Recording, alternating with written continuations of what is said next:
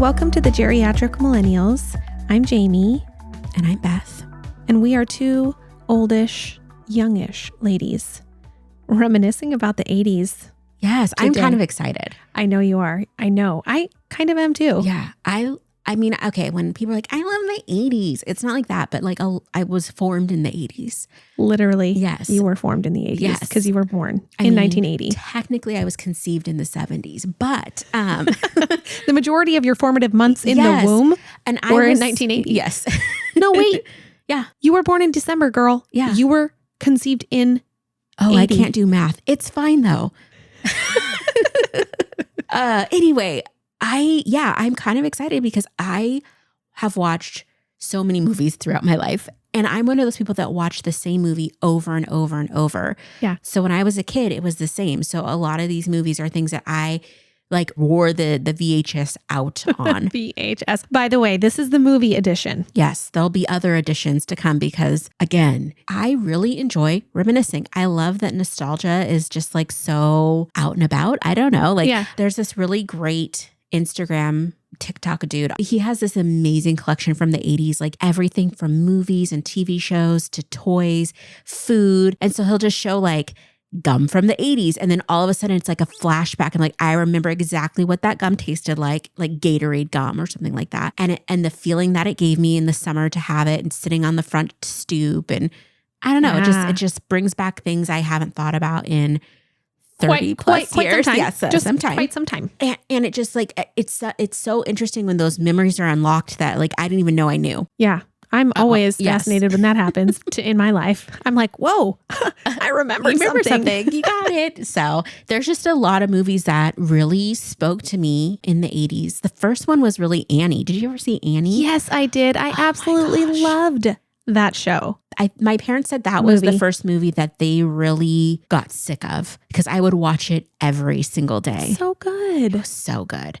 And the singing and the kids. And, you know, at the time I was an only child. And so I wanted to be Annie. I think I had an Annie dress and my hair was very curly and it was cut short. So I had this little Annie haircut and I would sing all the songs. You were so cute. It was very cute. I love that. I did love that movie. Yeah. What did you think of the remake? It was okay. Like, I mean, I watched the movie remake and then I watched the live one they did, like a live, it was like a live production of Annie. It was fine, but it's just different. Mm-hmm. You know, like I liked my Miss Hannigan. I liked my Rooster. For sure. You cannot get, you can't Carol Burnett. Carol Burnett. Yeah. No. Yeah. So it's just like, the vibe was great, but different. I mean, original Annie has some problems still. Like there's definitely like, it does not necessarily stand up culturally sensitivity wise. Yeah. But it's just like, it's just like ingrained in my brain. Yeah. As many movies from the 80s. Yeah. Like there's some of my movies that were my favorites from the 80s. I watched them as an adult and I never really watched them again. Well, I can say that watching movies from my childhood as a mom with my kids, and I have this memory of this great movie and I want to show them, and then we watch it and I'm like, oh, like it wasn't. Oh yeah. It wasn't that great. Or I mean, and because we've come so far technology wise and with screens and all that, just the production, the level the of CGI is like, oh you're just like, oh, we thought this was great back in the day, but it's not nearly as great as movies are now. Yeah. And then like you're saying, some of the sensitivities to things, I'm like, wow, that was really racist, or that was super misogynistic. Yes, totally. So anyway, but I mean, we don't need to get into all of that. Yeah, but some of them have held the test of time and might be slightly problematic in a scene or two, but we'll still watch them. Yeah. So. Okay, so Annie. Yes. What were some of your, like, give me one of yours. Okay. Well, speaking of Annie, but not really. Anne of Green Gables. Oh my gosh, you and Anne of Green Gables. I'm telling you. Yeah.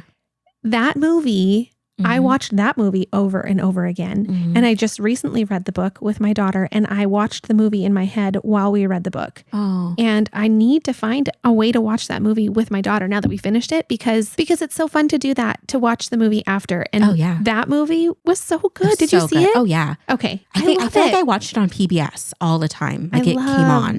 it. And they have done some remakes and additional stuff, but nothing is as good as that one, in my opinion. I watched Anne with the E, or I started that. It was not the same vibe. Nope, not the same vibe at all. It was good, but not the same vibe. I was like, oh, okay. That first one was just so wholesome. Yeah. I mean, I love those kind of shows. Megan Follows. The one with Megan Follows. Yes. I remember her name.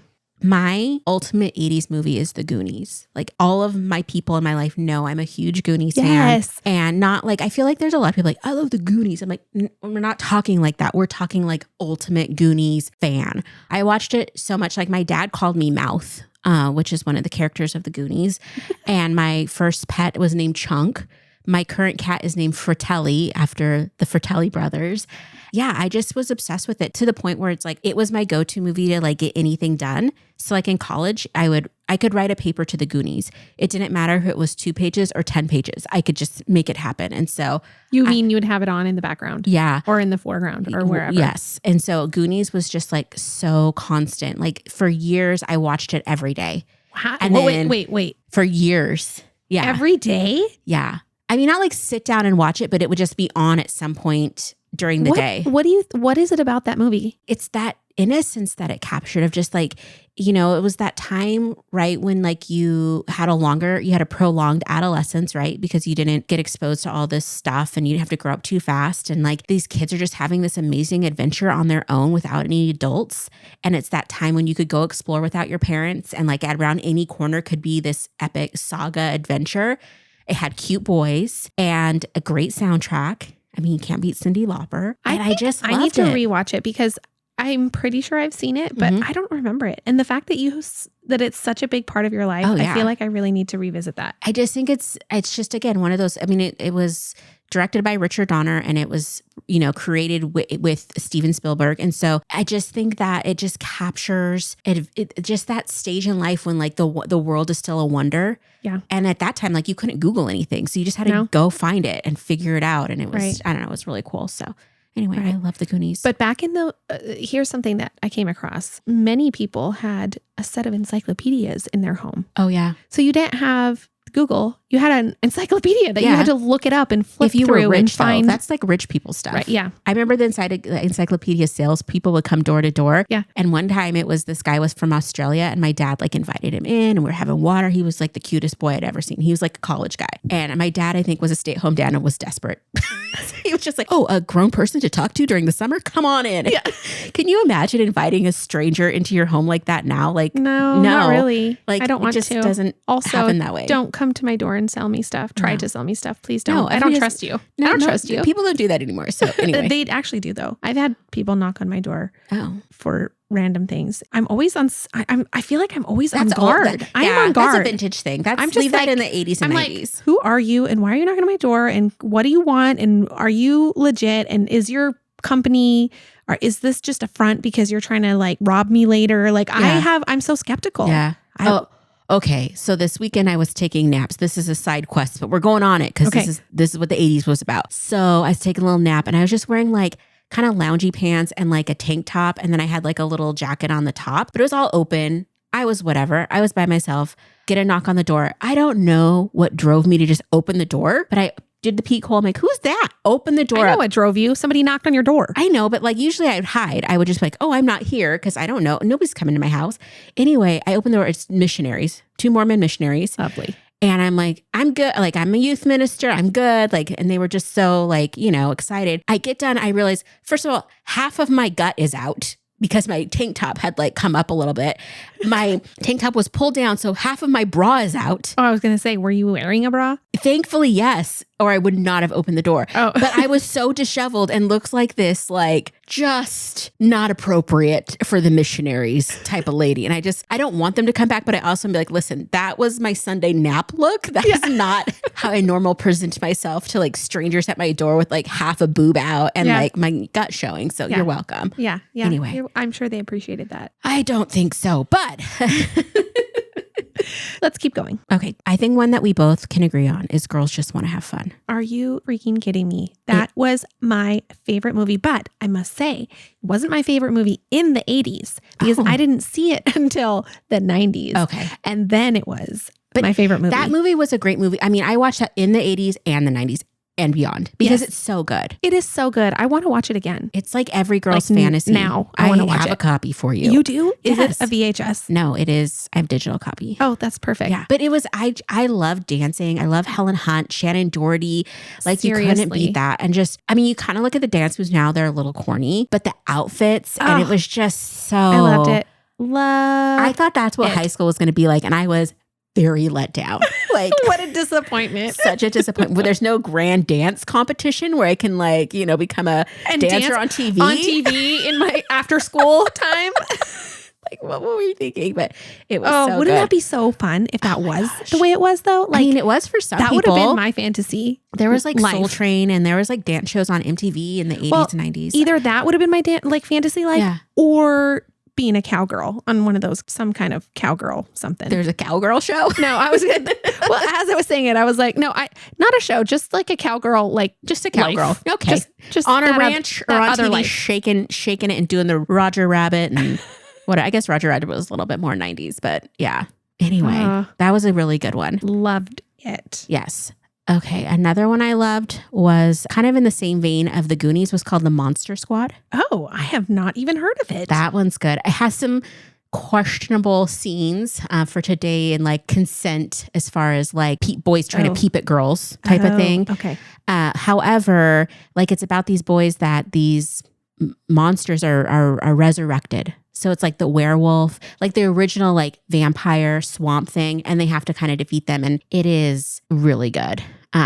It's a really good film. Yes. Again, there's some moments where I get it why it probably wouldn't be made like this today, but it was really good. Okay. So I have one that I remember just loved this movie, The Neverending Story. Oh my gosh. That movie was so good, but so terrifying. I know. That was my first major trauma with that freaking horse. Right? Didn't the horse drown? In the mud. Oh my gosh. What was the horse's name? I can't remember, but Atreyu. Or is that the was kid? the boy. Oh, I can't remember the horse's name, but oh my, that was, I mean, if I watch that awful. today, I will cry. Yeah. Yeah. I believe that was a beautiful movie. That movie was beautiful. And it introduced me really to sci-fi, which I love sci-fi and and while in fantasy, it's not, it's that realm. But loved it. Totally. Okay. I have a good one. Yes. What is it? I'm guessing you haven't seen this one. BMX Bandits. Have not. Starring a young Nicole Kidman. Really? In Australia, about these kids that ride BMX bikes. And her friends are trying to get her a bike, and they stumble upon these bank robbers, like walkie-talkies that they need. And that's unfortunate. It was unfortunate, yeah. It's like all these calamities, but it is one of the most 80s fun movies ever. Because again, adventure, surprise, amazing music montages of them like going up and doing BMX tricks. I wanted nothing more than to have a BMX bike. Like to this day, like one of the guys, his name is Goose after Mongoose, which is a bike thing. I want to get one of those bikes. You can. I know. Well, do you know there's a BMX track here? Yeah, Jayme, I want to get one of those bikes to just ride around my neighborhood. I'm not going on a track. Like, I'm not delusional. I don't want to die in my 40s. Like, what was she doing? She's trying to do a wheelie. That's so funny. Okay. Dirty Dancing. Okay. This is going to lead us somewhere that is going to shock you. Okay. Please. Please do it. I loved it. Yeah. Some of those deeper issues that it talks about now, I'm much more aware of those than I was as a child watching this movie, but it was great. Oh my gosh. It was so good. It was so good. There are some really very deep, very like inappropriate things, like not good. What do you mean?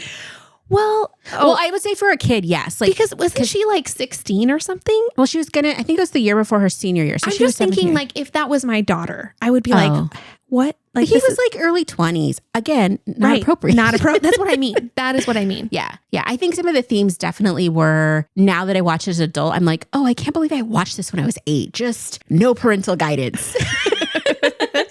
Okay, but the thing that gets me, this is going to take us onto my let's get a tinfoil hat tangent. So Dirty Dancing is a very specific genre that came out in the 80s, and it's movies that were created in the 80s, set in the 60s that are dance movies. There are several of them. Oh, I think I have another one on my list. I freaking love it. So there's Dirty Dancing, There's a movie called Shag. Oh, I don't know. Which is about these girls that it's like one of the girls is getting married and they decide they're like Southern girls and they go down to like Myrtle Beach for like, you know, the weekend to celebrate and kind of just everything they get into. It is one of the most fun movies you could watch. Again, there's some stuff that's maybe not 100% appropriate or, you know, wouldn't pass today's, you know, like sensitivity standards. But hey, loved it. There's one called The In Crowd about kids dancing on TV. I feel like I need to watch these because I didn't see that one either. It's like, there's just so many of them. And then Grease 2. I have a confession. What? I have not seen Grease 1 or 2. Oh my gosh. I know. Grease 2 is kind of crapped upon, but it is a great movie. They have amazing songs that are corny and wonderful and that will just make you want to dance. So I need to watch it. Yes. What about Footloose? Yes. But not set in the 60s. It's not set in the 60s. But it's a dance movie, and that's a really good one. I loved that movie. And I think part of why I loved it was, well, again, some of these movies I didn't see until the 90s, but they're 80s movies. But watching that in the 90s in this community that was very sheltered and remote and thought that dancing was a sin and this terrible, horrible thing and like no one was allowed to dance. And then watching Footloose, I mean, that's the community that is set in. Yeah. It was freaking awesome. I love that movie. The soundtrack is still in heavy rotation on my Spotify. It is on mine as well. Yeah. So good. Okay. Another one, Back to the Beach. This one. What? Annette Funicello and Frankie Avalon. And they're grown up. So Frankie Avalon and Annette Funicello in like the 60s did all those beach blanket movies and sing, you know, or singers or whatever. And they come back and it's like, it's them and they're grown up now and they have kids. And it's kind of a spoof on those like beach movies from the 60s. And it is so good. The soundtrack is amazing. Like my little brother and I would watch that thing all the time in the like late 80s. And it just brings joy. Yeah. I haven't watched it for a minute, so I can't speak to its content as far as like, but I can't imagine if Annette Funicello being in something too crazy. Okay. Labyrinth. Oh my gosh. That's a really good one. That's another scary one. I know. That was really good though. It was really good and creepy. So creepy. Yeah. Like even now there's scenes of it, like when she's falling down that like kind of well thing and all the hands are grabbing her and then they're like making faces and talking to her. That's really creepy. It's really creepy.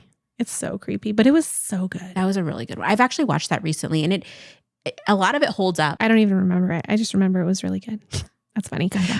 Willow. Girl, you like all the scary ones. That one's terrifying too. I don't know why. These are the ones that I made note of. I mean, these are the ones. Yeah. I feel like there was a lot of scary stuff in the 80s. There was a lot of scary stuff.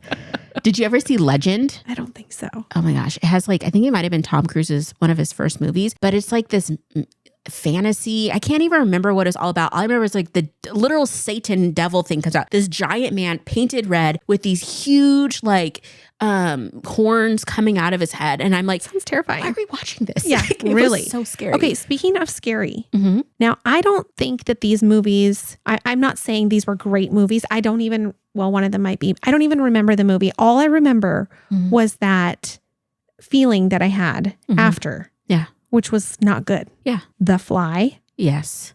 Ugh. Right? You watched really what scary in movies. The heck? Like, what in the heck?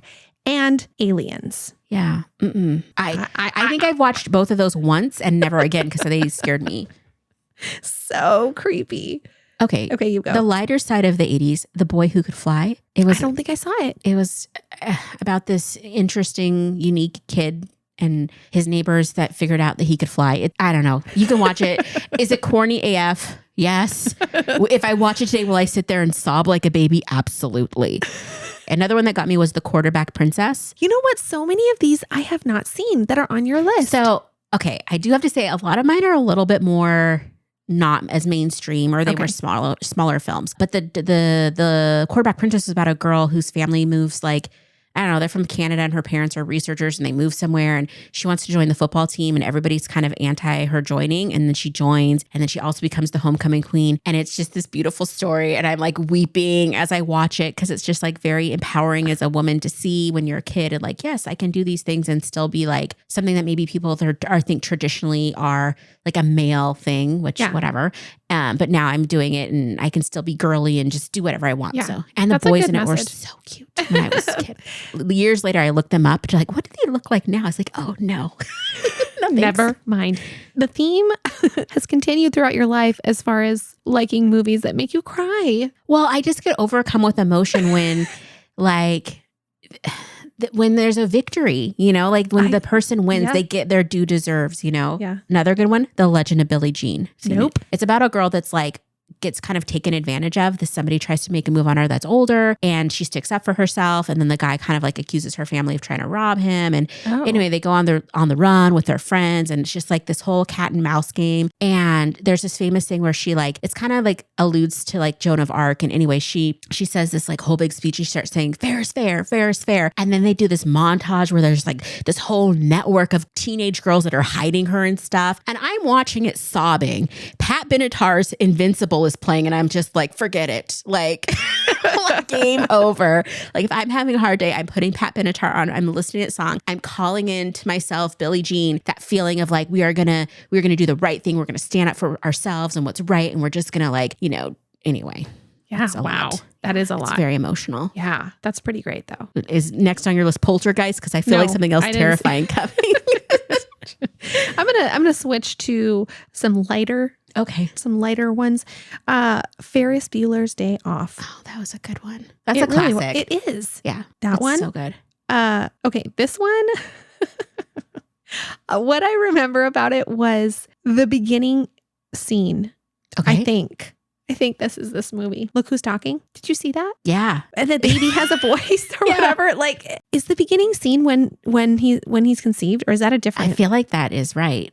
Yeah. Yeah. I'm having a memory. Yeah. And it was kind of feels a little inappropriate. Eye-opening and shocking at that age. Like, is that real? Yeah, because it's like a sperm swimming along and it's talking, and then it's like his voice. And so I feel like it was kind of impactful. There we go. I like that. Mm-hmm.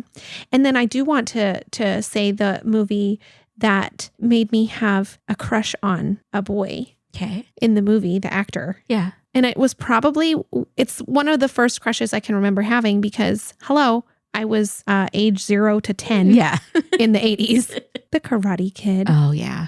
I think I've told you that before. We had a big debate about this. Him. And I remember having there was some magazine in my house. I maybe have told you this. And it had his face on the cover. Mm-hmm. And I remember kissing it. Oh. I took the magazine and his face was like took up most of the page. And I just remember totally kissing the magazine because I wanted to kiss his real face. How fun for you.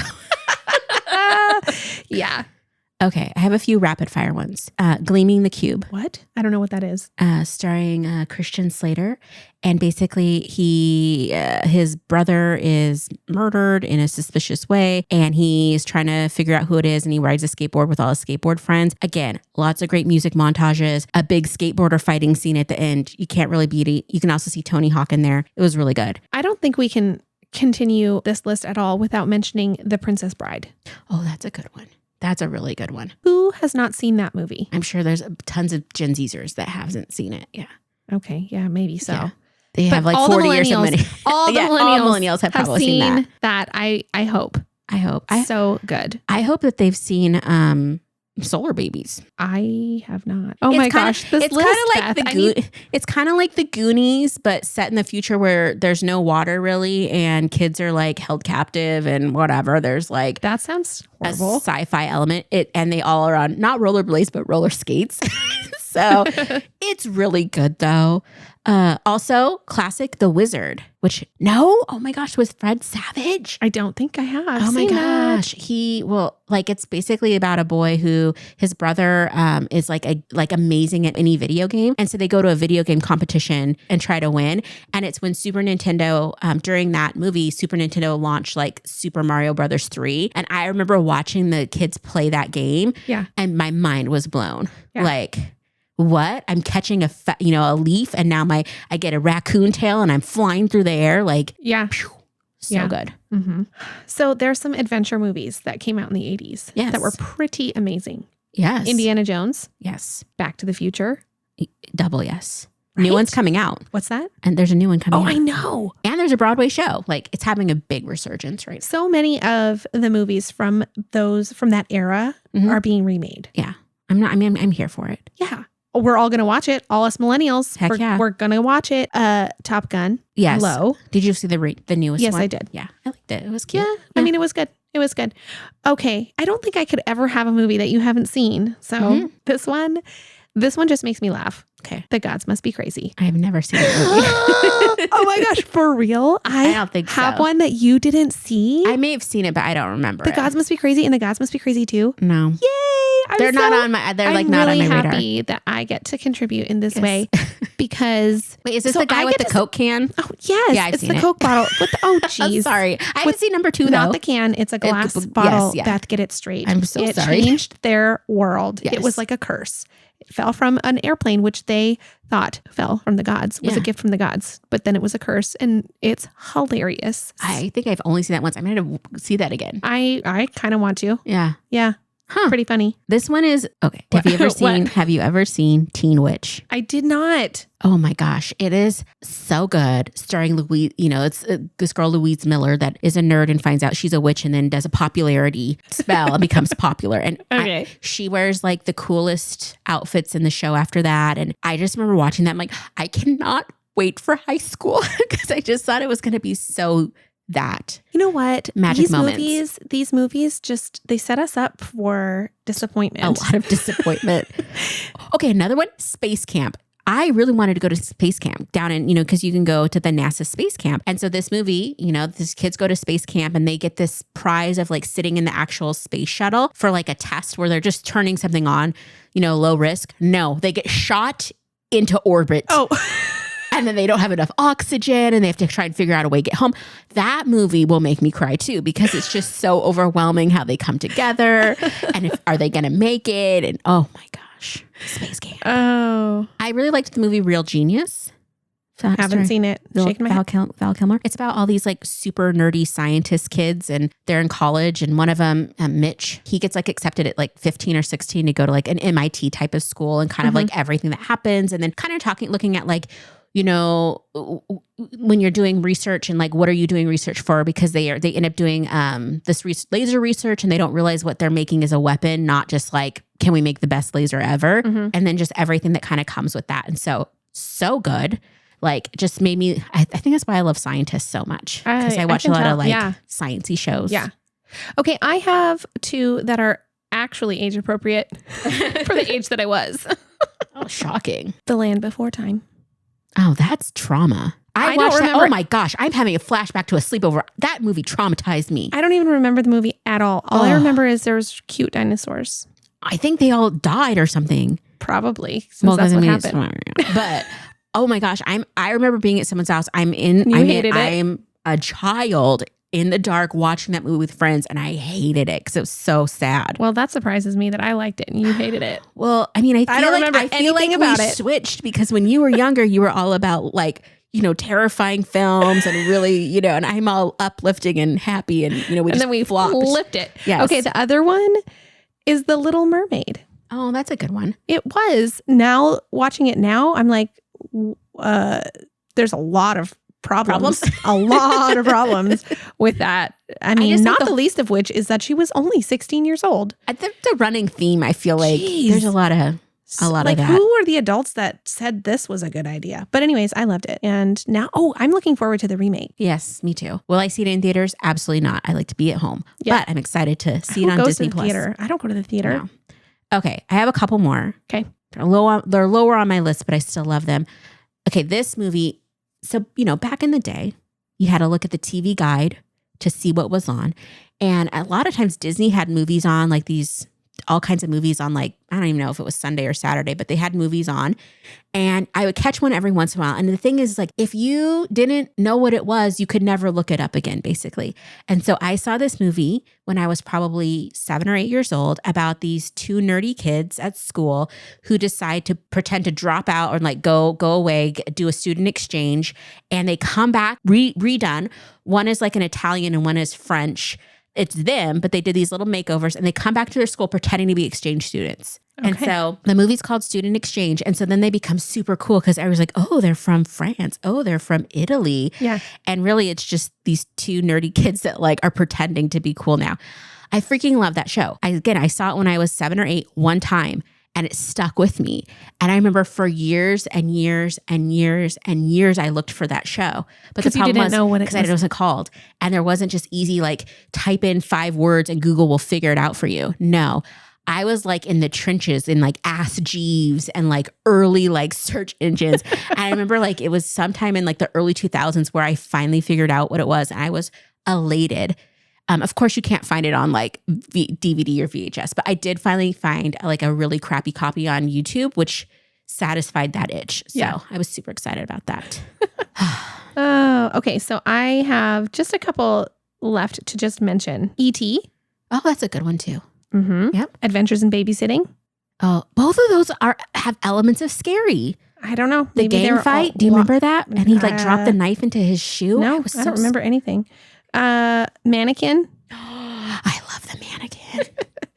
Big, very problematic. Oh yeah, but good. Memorable, sort of. And Die Hard. Okay. You know I had a big crush on Bruce Willis. I know. I just love that you put Die Hard. All right, I have 2 left. Okay. One of them is Flight of the Navigator. It's about a little boy who gets taken by a spaceship as a specimen. That sounds terrifying. And then not all mine are scary. Yours are scary too. That's not that scary. I mean, he gets taken, but he gets plopped back and without kind of knowing what's going on, he thinks no time has passed because that's what the alien does, but he messes up and the alien puts him like 10 years in the future or 5 years in the future or something. Oh. And so he looks the same and everybody's moved on and it's kind of their journey together, it's just a great movie. And then Whitewater Summer, which stars Kevin Bacon and Sean Astin from The Goonies. And it's about this kind of nerdy, I have a lot of nerdy kids theme. So it's about this nerdy kid and his parents are kind of worried about him. I think his name's Alan. And anyway, they force him to do this like wildlife training, like adventure camp thing. And it's just in the wilderness with like 6 other guys. And he's like has a major discourse with the leader and it leads to a revolt and somebody like getting seriously injured and them having to figure out how to get them out. And anyway, it's really good though. So, and again, when I was a kid, it was like all young, cute teenage boys were in it. So I was like here for it. Yeah. Wow. That was the days. I know. It was a great list. I mean, there's probably like 8,000 more. I know. But yeah, I don't know. There's something about those, the adventures of the 80s movies. I feel like maybe we need to do an 80s just horror films because like there's a whole genre of like slasher films. Is that with Chucky and stuff? Chucky, Jason, Freddy Krueger. I don't think I watched those. Yeah, I didn't watch a ton of them, but I watched more of them than I do now. A very small young child. I had no restrictions. I mean, I remember one of the very first movies I watched, what I would never endorse now, was Revenge of the Nerds. And I watched Porky's too. Like horrible films. Like, and I'm watching them at like 6 anyway. Totally. If you're enjoying the podcast and would like to support the show, you can share episodes with your friends and family, follow us on Instagram at the Geriatric Millennials, or leave us a positive review and rating, all which help us to grow. Our theme music was created by the Finley Ghost. Check out their latest album now. Thank you so much.